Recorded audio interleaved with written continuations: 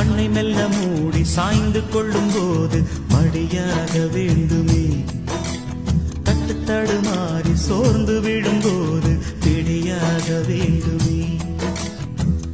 உன் உள்ளம் நான் கண்டு என் உள்ளம் நீ கண்டு உனக்காக நான் உண்டு என்று வாழும் காதல் தானே காதல்.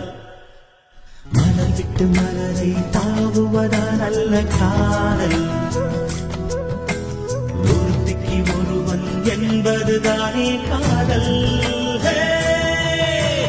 காதலை நான் பாட